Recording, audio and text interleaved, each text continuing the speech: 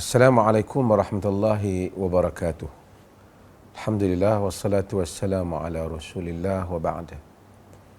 Saya mengambil kesempatan ini untuk mengucapkan takziah kepada seluruh mangsa yang terlibat dalam bencana banjir yang besar dalam negara ini.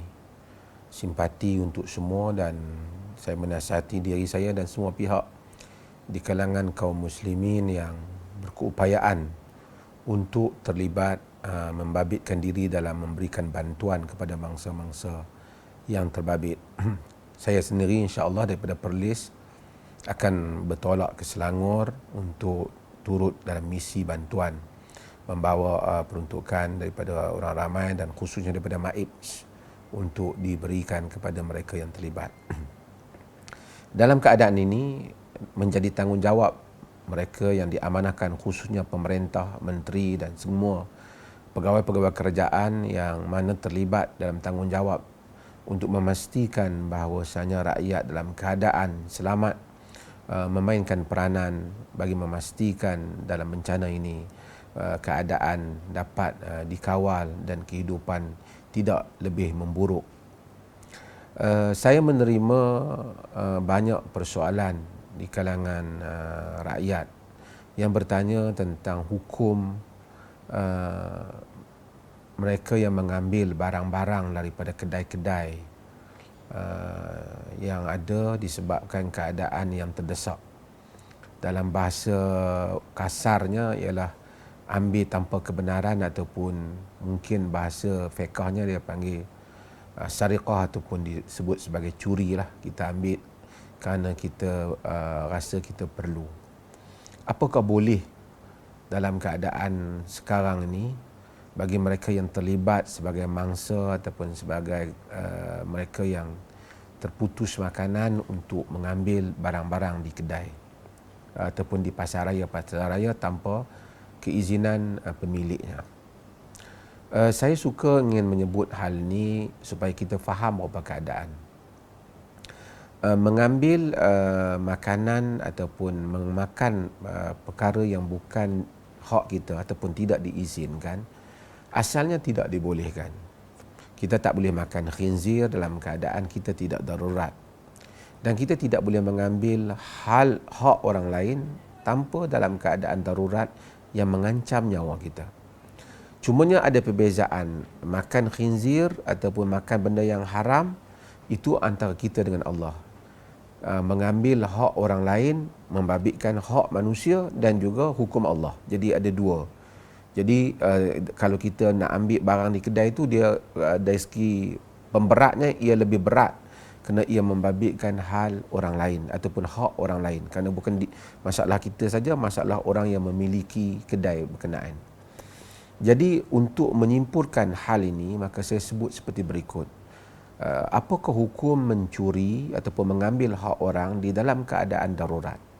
Perkara ini dibincangkan oleh para fuqaha seperti Al-Imam Zarkashi, disebut oleh Al-Sarakhsi dan seumpamanya.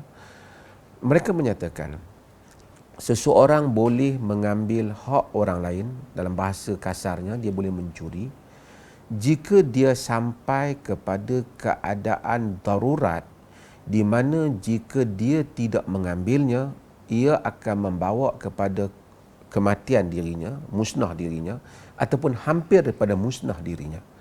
Maksudnya kalau dia tak makan daripada benda yang dia ambil daripada yang bukan hak dia itu, dia mungkin mati ataupun hampir mati. Mungkin anak dia mungkin mati, ataupun orang di bawah dia mungkin mati ataupun hampir mati. Bukan sekadar dengan keadaan lapar yang biasa, tapi lapar yang membawa kepada keadaan yang demikian. Demikian juga ubat-ubatan yang jika dia ambil, ataupun peralatan pakaian misalnya, kalau dia tak ambil, menyebabkan dia kesejukan, dan kesejukan yang boleh membawa kematian ataupun hampir kepada kematian. Ini yang disebut oleh para ulama di dalam keadaan yang seperti ini, di mana berserasi dengan apa yang disebut oleh Al-Quran pada banyak tempat dengan makna yang hampir sama. Antaranya yang disebut oleh Allah Subhanahu wa taala dalam surah Al-Maidah, "Famanidurra fi makhmasatin ghaira mutajanifin li ithmin fa innallaha ghafurur rahim."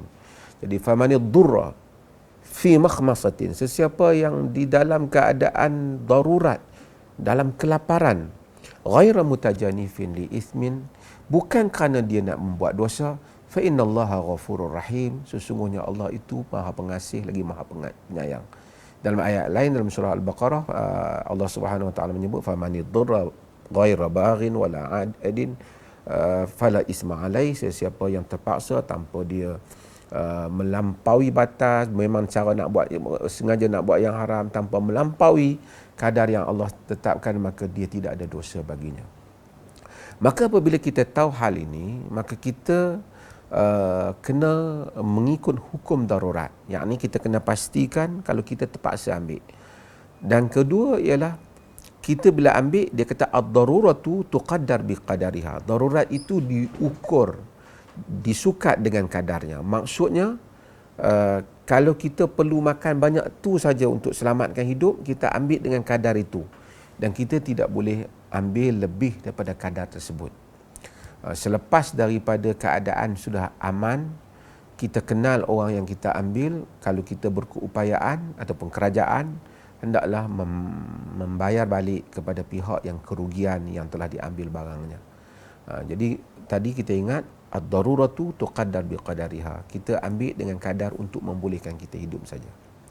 Setelah kita tahu hal itu, kita juga kena tahu bahawasanya orang ramai yang mana berkemampuan hendaklah membantu, khususnya pihak pemerintah dan mereka yang berkeupayaan, membantu bagi memastikan rakyat tidak sampai kepada keadaan terpaksa mengambil barang-barang di kedai orang lain dengan tanpa kebenaran. Kalau kita tidak kawal keadaan ini, pemerintah khususnya, maka akan menyebabkan berlakunya keadaan yang tidak menentu di dalam negara ini.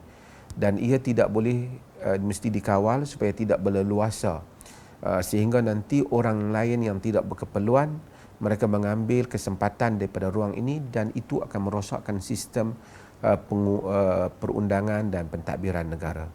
Saya mengucapkan takziah sekali lagi kepada semua keadaan. Bagi mereka yang terbabit, mudah-mudahan tanggungjawab kita semua menolong mereka. Jika mereka tidak ada ruang untuk menyelamatkan diri, melainkan terpaksa mengambil hak orang lain, hendaklah mereka mengambil dalam keadaan hukum darurat tadi dengan kadarnya sahaja yang mereka perlukan, dan mengambil apabila benar-benar mereka dalam keadaan yang begitu darurat ataupun dalam keadaan darurat yang mengancam nyawa ataupun hampir memusnahkan diri mereka ataupun keluarga mereka. Demikian juga bukan saja makanan, pakaian dan ubat-ubatan dalam hukum yang sama. Mudah-mudahan Allah selamatkan negara kita dan selamatkan seluruh rakyat kita di mana saja berada, insya-Allah, dan sama-samalah kita menggerakkan misi bantuan untuk menolong semua mereka atau mangsa-mangsa yang terbabit. Sekian, wassalamualaikum warahmatullahi wabarakatuh.